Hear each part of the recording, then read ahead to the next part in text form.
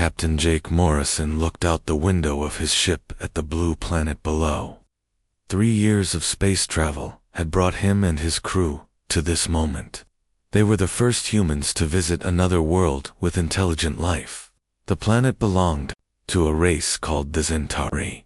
"All systems ready, Captain," said Dr. Lisa Grant from her station. She was the ship's expert on alien life. Her job was to study any new creatures they found. Lisa had spent months preparing for this day. Ambassador Ryan Clark checked his notes one more time. He had practiced his speech many times. His job was to make friends with the aliens.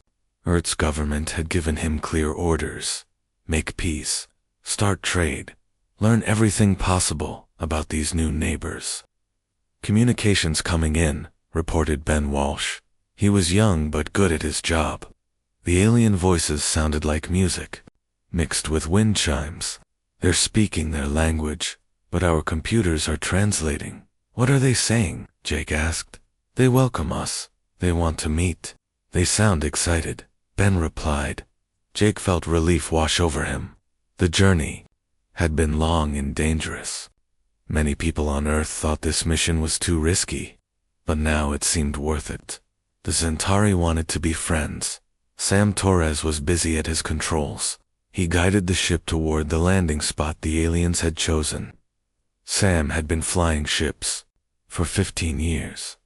He knew how to land anywhere. But this was different. This was history.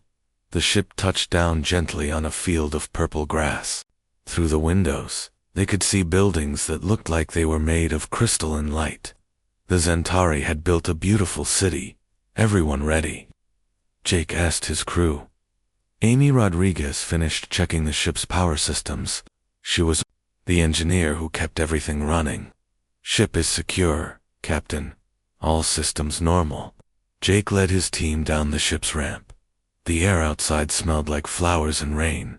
The gravity felt almost the same as Earth. In the distance, they could see figures approaching. The Centauri were tall and thin. Their skin was light blue, like the sky on a clear day. They moved in a way that seemed like dancing. Their eyes were large and silver. When they spoke, their voices had a musical quality. "Welcome, travelers from the distant star," said the lead Centauri. The translation device made his words sound formal, but friendly. "I am Chancellor Veltar. We are happy to meet beings from beyond our world." Ryan stepped forward and bowed slightly. "Thank you for welcoming us. I am Ambassador Ryan Clark. We come from a planet called Earth. We hope to learn from you and share knowledge." The Centauri seemed pleased. They showed the humans around their city. Everything was clean and bright. The buildings seemed to grow from the ground like plants. Technology and nature worked together in ways humans had never seen. Lisa asked many questions about their science and culture. The Centauri answered happily. They showed her their museums and libraries. Their history went back thousands of years. For 3 days, everything went well. The humans learned about Centauri art, music, and philosophy. The aliens were curious about Earth and human customs. Everyone seemed to be making friends. Then something changed. On the 4th day, Lisa noticed that Chancellor Veltar looked worried. He kept having quiet conversations with other Centauri. They would stop talking when humans came near. "Is something wrong?" Lisa asked one of the younger Centauri scientists. The alien looked nervous. "The Chancellor has been asking questions about your species. He wants to know more about human biology and history." That evening, Ryan was invited to a private meeting with the Chancellor. The alien leader looked different now. His silver eyes seemed troubled. Ambassador Clark Veltar began slowly. "We have been studying the information you gave us about your people. We have also been running scans of your bodies and your ship. Is there a problem?" Ryan asked. The Chancellor was quiet for a long moment. "Your species, ... You are human, yes. From the 3rd planet of a yellow star." "That's right. We have checked our records. We have contacted other worlds. There are stories about your kind." Ryan felt confused. What kind of stories? Old stories. Warnings passed down through generations. Your kind walks paths that others dare not tread. The words sent a chill down Ryan's spine. I don't understand. We're just explorers. We want to be friends. Veltar stood up and walked to the window. Perhaps you are not ready to understand. Perhaps that is for the best. The next morning, everything was different. The Zentari were still polite, but they seemed distant. They answered questions with short replies. The tours of their city stopped. Ben noticed something strange in the radio signals. Captain, I'm picking up a lot of chatter between alien ships. There are vessels out there watching us. Double quotes, Sam confirmed it. At least 6 ships, keeping their distance. They're not threatening us, but they're definitely keeping track of where we go. Amy reported odd readings from her instruments. Something's scanning our ship. Advanced technology. Much more powerful than anything we have. Jake called his crew together. What's going on here? Yesterday they loved us. Today they act like we're dangerous. Lisa had been thinking about this all morning. I think they're afraid of us, but I don't know why. That afternoon, Chancellor Veltar asked to meet with Jake privately. The alien leader looked tired, as if he had not slept. Captain Morrison, we must ask you to leave our world. Why? What? Did we do wrong? You did nothing wrong. That is not the issue. The issue is what you are. Jake felt frustrated. We're just humans. We're not special. We're not dangerous. Perhaps not yet, Veltar said quietly. But there are things in this galaxy that your people do not understand. Forces that should not be awakened.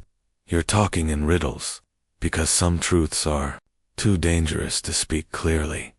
The Chancellor moved closer. Captain, take your people and go back to your yellow star. Stay there. Build your civilization in peace. Do not venture too far into the deep spaces between worlds. Are you threatening us? No, I am trying to save you. And perhaps save us all. Within hours, the humans found themselves being politely but firmly escorted back to their ship. The Zentari provided supplies and fuel, but made it clear they wanted the humans gone. As the ship lifted off, Ben intercepted more alien transmissions. The computer translated fragments. The sleeping giants have stirred. Alert the council, before they wake fully. Jake stared at the planet falling away below them. His first contact mission had become a mystery. The Zentari had welcomed them, then sent them away with cryptic warnings. What do you think they meant? Lisa asked. I don't know, Jake replied. But I have a feeling we're going to find out. The ship turned toward home, carrying more questions than answers. Behind them, alien vessels followed at a safe distance, watching and waiting. 6 months passed before Earth sent another mission to the stars. This time, Commander Kate Phillips led the expedition. Her target was the Veloth system, home to a race of crystal beings who lived in structures made of living rock. Kate had read every report from Jake Morrison's mission. The strange behavior of the Zentari worried everyone back on Earth. The government wanted answers. Why had the first aliens humans met suddenly turned cold and distant? Maybe it was just a misunderstanding, suggested Dr. Alex Chen. He was the ship's expert on alien minds and behavior. Different cultures have different ways of thinking. Kate wasn't so sure. Something about the Zentari's reaction felt deeper than cultural differences. But she kept her thoughts to herself as their ship approached the Veloth homeworld. Detecting multiple settlements on the surface, reported Lieutenant Colonel Noah Carter. He was in charge of security for the mission. Large cities, lots of activity. Dr. Maya Santos checked her translation equipment. She was the best language expert Earth had. I'm ready to communicate with them as soon as we make contact. The ship moved closer to the planet. Everything looked normal. Cities glowed like jewels on the surface. Ships moved between orbital stations. It was a busy, thriving world. Then something strange happened. The cities are going dark, Noah reported. One by one, the lights are shutting off. Kate watched in confusion as the entire planet seemed to shut down. Within hours, the bustling world became dark and quiet. "Are we under attack?" someone asked. "No weapons detected," Noah replied. "It's like they're just ... leaving." Maya picked up some final transmissions before the planet went completely silent. The computer struggled to translate the crystal being's language. "Emergency evacuation. The ones who change things must escape before the transmission cut off." Kate ordered the ship to land anyway. Maybe they could find some answers on the surface. The landing team found empty cities that looked like they had been abandoned in a hurry. Food was still on tables. Machines were left running, but no people. No crystal beings. No life at all. "This doesn't make sense," Alex said as they explored one of the empty cities. "Why would an entire planet evacuate just because we showed up?" They found their answer in the Veloth computer systems. Alex managed to access some of their records before the ship's technical expert, Amy Rodriguez, helped crack their encryption. The files contained detailed reports about humans. The Veloth had been studying Earth for years. They knew about human biology, human history, even human dreams and thoughts. But what shocked Kate the most was a file labeled Species Classification, Extreme Danger. "Extreme danger," Kate read aloud. "We haven't hurt anyone. We haven't even fired a weapon." Maya found more files. These were communications between different alien races. The Veloth had been talking to the Zentari and dozens of other species. All of them were sharing information about humans. "Look at this," Maya said, pointing to her translation screen. "They call us reality benders. They think we can change the basic laws of physics just by being near them." Noah laughed, but it wasn't a happy sound. "That's crazy. We're just people." Over the next few weeks, Kate's mission encountered 4 more alien races. Each time, the same thing happened. The aliens would detect the human ship, then quickly retreat or shut down all communication. The insect-like crystal fled their space stations when humans approached. The gas beings called ethereals abandoned entire star systems. Even automated trading posts shut down when human ships came near. Alex kept detailed records of each encounter. He was starting to see a pattern. "It's not random fear," he told Kate during one of their evening meetings. "They're following some kind of protocol, like they've all agreed on how to handle us." Back on Earth, similar strange things were happening around human colonies. Maya received reports from frontier worlds about unusual events. Plants were growing in perfect geometric patterns. Wild animals were acting smarter than they should. On Colony World 7, children born there seemed to understand math and science without being taught. They could solve complex problems by just thinking about them. Dr. Santos reviewed these reports with growing concern. "There's something happening to humans who live far from Earth. Something is changing them," Kate decided, to investigate a region of space that kept appearing in alien communications. They called it the Scarred Zones, areas where space itself seemed damaged. Somehow, when Kate's ship reached the first scarred zone, her instruments went crazy. Space here didn't follow normal rules. Stars appeared in impossible colors. Planets orbited in ways that should have been unstable. "Captain," Amy called from the engine room, "our ship's systems are working better here, much better. It's like the laws of physics are helping us instead of fighting us." That night, Kate had vivid dreams about ancient cities made of crystallized thought and beings who could reshape reality with their minds. When she woke up, she found that she had drawn complex mathematical equations on her notepad. Equations she didn't remember learning. Alex was having similar experiences. "I keep thinking about things I've never studied. Quantum mechanics, dimensional theory. It's like the knowledge is just appearing in my head." The crew voted to continue deeper into the scarred zone, What they found there changed everything. Floating in space was a structure that shouldn't exist. It was a building made of what looked like solid music and crystallized time. When they got close, their translation computers picked up a signal. "Welcome, children of the Forgotten Ones," the voice said. "You have come to the place where your ancestors chose to sleep." Kate felt a chill run down her spine. "Our ancestors? Long ago, your kind ruled the stars through will alone. You shaped reality like artists shape clay. But power without wisdom brought only destruction. So your people chose to forget, to become small and normal, to live simple lives until the time came to choose again." "Choose what?" Kate asked. "Whether to remain as you are, or to remember what you once were." The voice faded, leaving Kate and her crew with more questions than ever. As they prepared to leave the scarred zone, Noah detected multiple alien ships approaching from all directions. "Dozens of them," he reported. "Different species. They're not attacking, but they're definitely surrounding us." Maya intercepted their communications. All the alien races were talking to each other, coordinating their movements. The translations were fragmented, but the meaning was clear. They were terrified. "The sleepers are stirring," one transmission said. "The reality shapers are beginning to remember.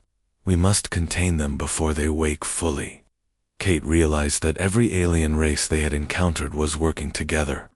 Not to hurt humans, but to keep them from becoming something that scared every other species in the galaxy. As Kate's ship headed back toward Earth, she couldn't stop thinking about the voice in the scarred zone. What had humans been before? What were they becoming now? Behind them, the alien ships followed at a careful distance, watching, waiting, afraid. On Earth, more reports came in from the frontier colonies. Children there were beginning to do impossible things. They could make objects move without touching them. Some could even make new objects appear out of thin air. Kate knew that whatever was happening to humanity, it was accelerating. The question was whether it would be humanity's greatest triumph, or the galaxy's greatest nightmare. The aliens seemed to have already decided which one they thought it would be. Captain Danny Foster never expected to stumble upon the greatest secret in the galaxy. He was just supposed to scout an empty region of space called the Void Between. Earth's military wanted to know if it was safe to build outposts there. The Void Between was a strange place. No stars, no planets, just empty darkness stretching for light. Most people thought nothing lived there. Most people were wrong. "Captain, I'm detecting something," said Lieutenant Emma Wright. She was the ship's stealth specialist, trained to find things that didn't want to be found. "It's big, but almost invisible." Danny looked at the scanner readings. "How big?" "About the size of a small moon. But it's hiding itself somehow. If we hadn't been running deep scans, we never would have seen it." Danny made a decision that would change everything. "Take us closer. Use full stealth mode." Emma activated the ship's experimental cloaking system. The technology was new and risky, but it made them nearly impossible to detect. Slowly, they crept toward the hidden object. What they found was impossible. Floating in the empty void was a massive structure. It looked like a space station, but it was built from materials that didn't seem to exist. Parts of it appeared to be made from solid light. Other sections seemed to shift and change as they watched. "Are those ships?" Emma whispered. Around the station, hundreds of vessels floated in perfect formation, but these weren't human ships. Danny recognized some of the designs from first contact reports. Zentari vessels with their crystal hulls, crystal swarm ships that moved like living insects, ethereal cloud ships that barely held their shape. "They're all here," Danny breathed. "Every alien race we've ever met." Emma was already recording everything. Her equipment captured images and sounds from the alien gathering. Most of it was encrypted, but their computers managed to translate some of the transmissions. What they heard made their blood run cold. "The reality shapers are spreading faster than predicted," came a voice that belonged to a Zentari speaker. Their colonies now number in the dozens. Each one changes the local space-time fabric. Another voice, this one from a crystal hive mind, buzzed with fear. Our scientists confirm the worst projections. Where humans settle, universal constants begin to shift. Physical laws become ... flexible. A third voice, ethereal and haunting, spoke with cosmic dread. The unmaking force grows stronger. Soon they will remember what they are.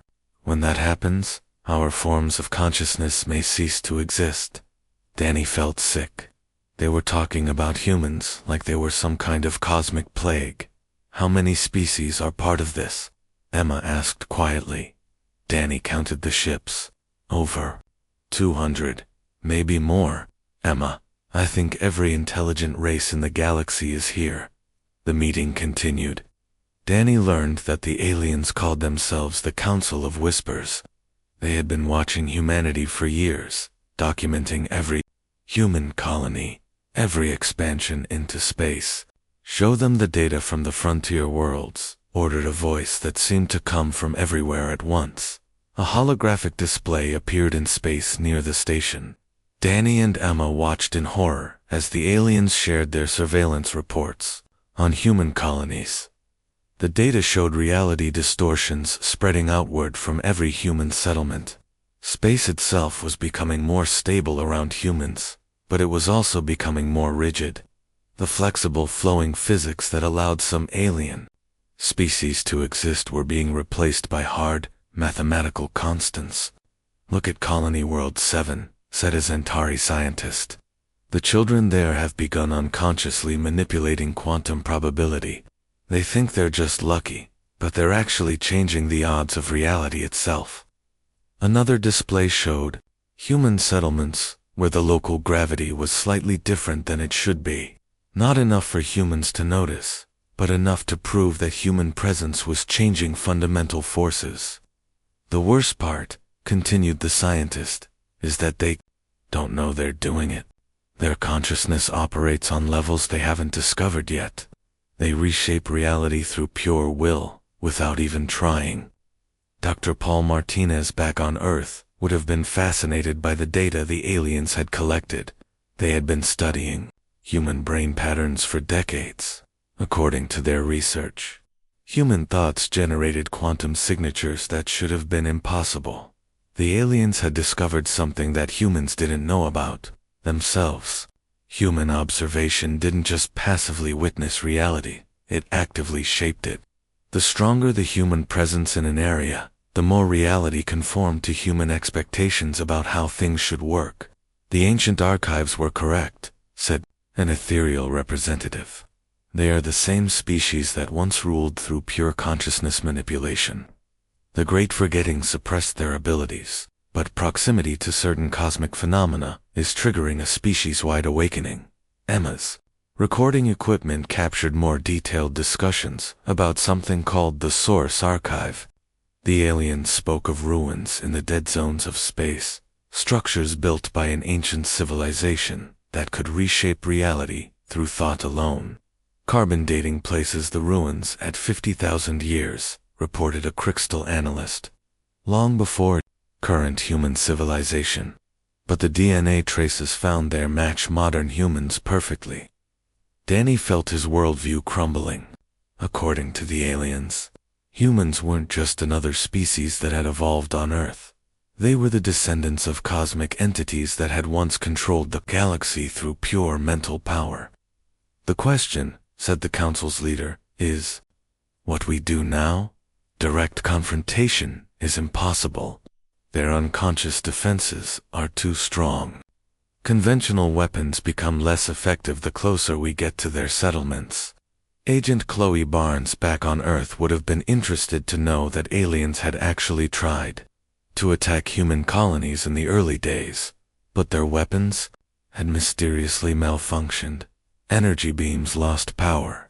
Missiles changed course. Even computer viruses seemed to forget how to function properly near human settlements. We cannot fight them, admitted a Zentari military commander. Our reality-based attacks simply slide off their unconscious defenses. They exist in a quantum state that makes them nearly immune to our technologies. The council discussed other options. Economic isolation hadn't worked. Humans were too adaptable. Cultural manipulation was impossible. Human diversity made them unpredictable. Even biological warfare was useless. Human immune systems seemed to evolve solutions faster than diseases could spread. There is only one option left, said the council leader. Complete containment. We surround their expanding territory. We prevent them from reaching the deep zones where the ancient awakening sites exist. Maybe we can keep them contained until they choose to suppress their abilities again. Danny realized he was listening to the planning of humanity's imprisonment.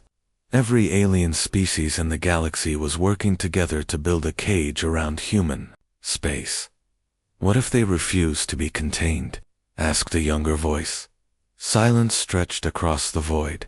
Then we must hope the universe is vast enough for all of us, the leader finally replied. Because if the reality shapers fully awaken, everything we know about existence will change. Our forms of consciousness, our ways of being, our entire reality, all of it could be reshaped according to human perception. The meeting began to break up. Ships started leaving in all directions, carrying orders to their home worlds. The massive station began to fade, becoming invisible again. Emma had recorded everything. Hours of alien discussions about humanity's true nature and the cosmic threat they represented. As their ship crept away from the void between, Danny tried to process what they had learned. Humans weren't just another species exploring space. They were the dormant remnants of cosmic gods, slowly awakening to powers that could remake the universe itself. And every other intelligent species in the galaxy was terrified of what would happen when humanity finally remembered what they really were. What do we do with this information? Emma asked. Danny stared at the stars ahead. Each point of light might hold worlds full of aliens working together to contain humanity. The galaxy wasn't the friendly place humans had hoped to find. It was a prison being built around them by creatures too afraid to let them remember their true nature. We take it home, Danny said finally, and we let Earth decide what humanity's future should be. Behind them, invisible alien ships began following their course, maintaining careful distance as they had with every human vessel that ventured too far from home. Dr. Grace Hill never believed in impossible things until she started working with alien artifacts. The fragments that Danny Foster's team had recovered from the void between didn't follow any known laws of physics. Some pieces existed in multiple dimensions at once. Others seemed to be made from crystallized mathematics. This metal shouldn't exist, Grace muttered as she ran another test. The artifact in front of her was changing its atomic structure based on what she expected to find. When she looked for iron, it became iron. When she tested for gold, it turned into gold. Maybe it's not metal at all, suggested her assistant, Dr. Kelly Anderson. Kelly was a marine biologist who had been studying the strange changes happening to humans on frontier worlds. Maybe it's something that just looks like metal, because that's what we think it should be. Grace paused her testing.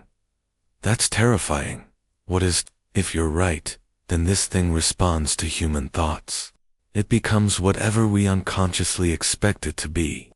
Kelly pulled up her own research on her tablet. That would match what I'm seeing in the colony children. Kids on the frontier worlds are developing abilities that shouldn't be possible. Yesterday I got a report from Colony World 12. A 5-year-old girl named Amy created a flower that doesn't exist in nature.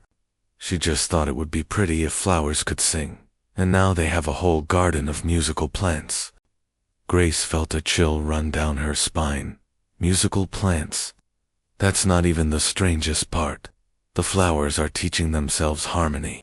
They're getting better at music every day, like they're evolving in real time. Commander Tyler Brooks chose that moment to enter the lab. He had just returned from the most dangerous mission in human history, an expedition to the Shattered Realm. A region of space where physics had completely broken down. Dr. Hill, I need you to look at this, Tyler said.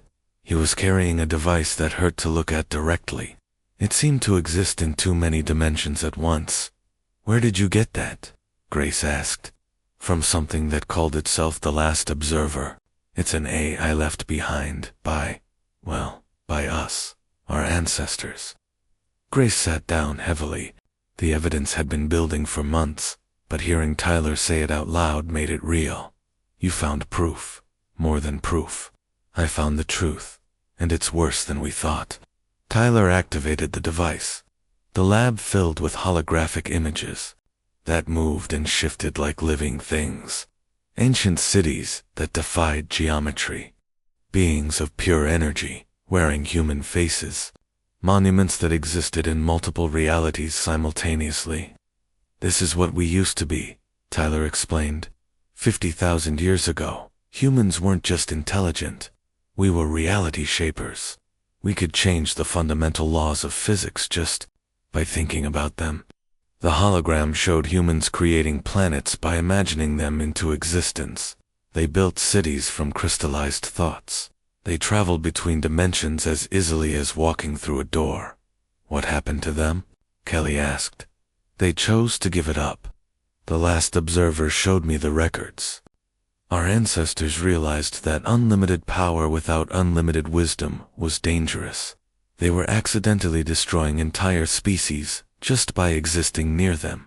Grace understood. "So they chose to forget. They designed a process called the Great Forgetting. They suppressed their reality-shaping abilities and spread across the galaxy as normal, mortal humans. They lived simple lives, died natural deaths, and left no trace of what they had been. But the suppression wasn't permanent," Kelly said. Tyler nodded grimly. "It was only supposed to last until humanity evolved enough wisdom to handle the power responsibly. The problem is, proximity to certain cosmic phenomena triggers the awakening whether we're ready or not." The hologram changed to show a map of current human space. Red zones marked areas where reality was becoming unstable. Every single red zone surrounded a human colony. "The children on the frontier worlds aren't just developing new abilities," Tyler continued. "They're unconsciously preparing humanity for what we're becoming again." Grace looked at her artifact collection with new understanding. "These pieces aren't alien technology? They're human technology from before the Great Forgetting." "Exactly.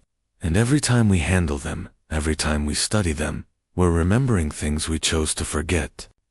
Kelly checked her latest reports from the colonies. "Tyler, how long do we have before the awakening becomes irreversible?" "According to the Last Observer, we're already past the point of no return. The question isn't whether humanity will regain its reality-shaping abilities. The question is what we'll do with them." The lab door burst open. Admiral Laura Foster rushed in with a security team. "Dr. Hill, we need to evacuate the facility immediately." "What's happening?" Grace asked. "Long-range sensors have detected an alien fleet approaching Earth. Over 3,000 ships from 200 different species. They're calling it the final containment." Tyler grabbed the Last Observer's device. "They've decided we're too dangerous to leave alone." As alarms blared throughout the facility, Grace quickly gathered her most important artifacts. Outside the windows, she could see strange lights in the sky. The alien fleet was arriving, but something else was happening too. All across Earth, people were reporting unusual dreams. Children were waking up with knowledge they shouldn't have. Adults were finding themselves able to do impossible things. Kelly received a call on her emergency communicator. "Dr. Anderson, this is Colony World 7. You need to know what's happening here." "What is it?" "The children? They know about the fleet. They say they can feel the aliens' fear, and they're starting to fight back." Grace felt reality shift around her. The walls of the lab became more solid, as if the universe was deciding. They needed better protection. The alien artifacts in her collection began to glow with inner light. "It's happening," Tyler said quietly. "The awakening is accelerating. The alien threat is triggering our defensive instincts." On Colony World 7, 8-year-old Jenny Martinez looked up at the sky and frowned. She could sense the alien ships hiding behind the moon. They were scared of her and her friends, but she didn't understand why. She was just a kid who liked making flowers sing. But when Jenny concentrated on the alien ships, something inside her woke up. Ancient knowledge flooded her mind. She suddenly understood what the scared aliens had forgotten. Humans had never stopped being reality shapers. They had just stopped paying attention. "Mom," Jenny called to her mother in the next room, "I think we need to talk to the neighbors. The aliens are coming, and we need to decide what kind of universe we want to live in." Across human space, similar conversations were beginning. The great forgetting was ending. Humanity was remembering what it had always been, and in the depths of space, alien fleets that had come to contain humanity began to discover that reality itself was fighting against them. Their weapons became less effective. Their ships moved slower. Even their communications started failing as human consciousness began to reshape the universe according to human expectations. The Council of Whispers had feared this moment for generations. Now it was here, and they were about to learn whether their worst nightmares or their wildest hopes would come true. Back on Earth, Grace Hill looked at Tyler Brooks and Kelly Anderson as reality continued to shift around them. "So what happens now?" Grace asked. Tyler smiled, and for a moment his eyes seemed to hold starlight. "Now we get to choose what kind of gods we want to be." Captain Steve Warren watched in amazement as his entire colony simply vanished and reappeared 3 star systems away. One moment they were on Colony World 15, the next they were orbiting a completely different sun. Nobody was hurt. Nothing was damaged. They had just moved. "How is this possible?" asked Dr. Janet Torres, his science officer. She was trying to make sense of readings that defied every law of physics she knew. "The children did it," Steve replied quietly. "I watched them. They held hands in a circle and wished we were somewhere safer." Reality listened. The alien fleet was everywhere now. 3,000 ships from 200 species, all working together to contain humanity's awakening. But their weapons weren't working. Every time they fired at a human settlement, something went wrong. Energy beams curved away from their targets. Missiles forgot where they were supposed to go. Even computer viruses designed to attack human systems would suddenly start helping instead of hurting. Admiral Laura Foster commanded humanity's defense from Earth's orbital stations, but she was fighting a war unlike anything in history. This wasn't just about ships and weapons. This was about competing ideas of how reality should work. "Admiral, we're getting reports from all over human space," reported her communications officer. "Our colonies are adapting." Laura looked at the tactical display where human settlements had been. She now saw impossible structures, cities that existed in multiple dimensions, space stations that were bigger inside than outside, entire worlds that had become something beyond normal matter and energy. They're not just defending themselves, Laura realized. They're evolving. In the nexus of realities, the galaxy's gravitational center, Commander Nick Sullivan found himself at the heart of the cosmic storm. His ship, the Truth Seeker, had been caught between human evolution and alien desperation. Around him, space itself was at war. Human consciousness was reshaping reality according to human expectations. But the alien fleet was fighting back with weapons that attacked the very concept of existence. "Commander," called Dr. Ashley Morgan from her station, "I'm detecting something incredible. The aliens aren't just trying to stop us, they're trying to save themselves." Nick studied the sensor readings. "What do you mean?" "Their fear isn't about losing territory or resources. They're afraid of losing their form of consciousness itself. Look at these scans of the ethereal ships." Nick examined the data. The gaseous alien beings were becoming less stable near human settlements. Their cloud-like bodies were starting to solidify, forced into shapes that matched human expectations of what intelligent life should look like. We're not just changing reality, Ashley continued. We're making it more compatible with human consciousness, and that might be incompatible with how other species think and exist.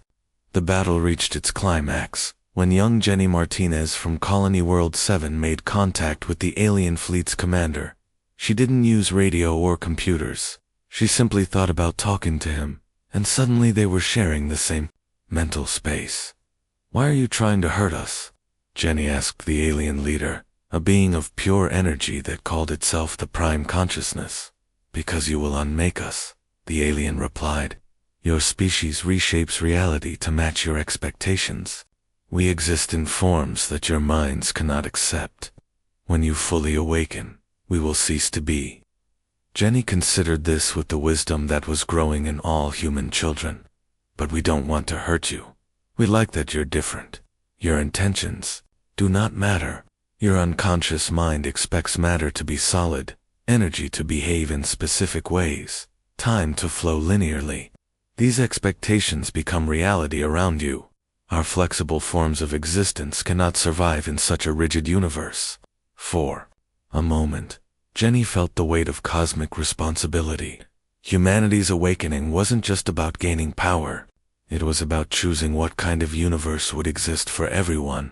"What if we could learn to expect different things?" Jenny asked. Back on Earth, Dr. Ashley Morgan was discovering the same possibility. Her research into the ancient archives had revealed something important. The original reality shapers hadn't been limited to human-style thinking. They had learned to embrace multiple forms of consciousness simultaneously. "The answer isn't choosing between human and alien reality," Ashley announced to Admiral Foster. "It's creating a reality that includes both." Ashley had found records of the ancient humans working with other species to create collaborative realities, zones of space, where multiple forms of consciousness could coexist and even enhance each other. The breakthrough came when Jenny Martinez and several other awakening humans made a choice. Instead of unconsciously reshaping reality to match human expectations, they consciously chose to create space for alien forms of existence. The change was immediate and dramatic. Near human colonies, reality became more complex rather than more rigid. Solid matter coexisted with energy beings. Linear time flowed alongside multi-dimensional experience. Different forms of consciousness strengthened each other rather than competing. The alien fleet stopped firing. Their ships no longer experienced system failures near human settlements. Instead, they found their own abilities enhanced by proximity to human reality shaping. "They're offering cooperation," reported Nick Sullivan from the Nexus. "The aliens want to work with us instead of fighting us." The Council of Whispers became the Council of Integration. Representatives from hundreds of species began meeting with awakening humans to discuss the future of galactic consciousness. What emerged was something neither side had expected. Instead of one species dominating the galaxy, multiple forms of consciousness began working together to create new possibilities. Human reality shaping provided stability and structure. Alien flexibility provided adaptability and growth. Together, they began creating regions of space where impossible things became routine. Captain Matt Johnson was among the first to explore these new regions. His ship traveled through zones where physics was collaborative art rather than rigid law. He visited worlds where crystal beings and energy entities worked alongside humans to create beauty that none could achieve alone. On one world, he found cities that existed in 7 dimensions simultaneously. On another, he discovered forests where trees were actually living music, composed by 3 different species, working in harmony. "This is what we were meant to become," Matt reported back to Earth. "Not conquerors or victims, but collaborators in the universe's evolution." The transformation wasn't without challenges. Some humans struggled to control their awakening abilities. Some aliens couldn't adapt to the new reality structures. But gradually, new forms of cooperation emerged. Human children learned to shape reality while respecting other forms of existence. Alien species discovered that their unique consciousness could be preserved and even enhanced within human-influenced space. Years later, Grace Hill stood in a laboratory that existed in 12 dimensions at once. She was working with Zentari, crystal mines, and ethereal cloud consciousness to study artifacts that changed based on who was observing them. "Remember when we thought these were impossible?" Grace asked her alien colleagues. "Now, impossibility is just another tool we use," replied Veltar, the former Zentari chancellor who had first warned humans away from his world. The galaxy had become something new, not human, not alien, but a collaborative consciousness that embraced multiple ways of thinking and existing. Humanity's greatest strength had turned out to be not their power to reshape reality, but their ability to choose restraint and cooperation over domination. They had proven that true strength lay not in what one could force, but in what one chose to create together. In the end, the aliens had been right to fear humanity's awakening, but they had been wrong about what that awakening would mean. Instead of ending other forms of consciousness, humanity had learned to nurture them. Instead of making the universe more rigid, they had helped make it more wonderfully complex. The cosmos had become a work of art, painted by countless minds working in harmony, each adding their unique perspective to a masterpiece that none could have created alone. And in quiet moments, when Jenny Martinez looked up at stars that now sang in harmonies composed by a dozen different species, she smiled. The universe had turned out to be far more beautiful than anyone had dared to imagine.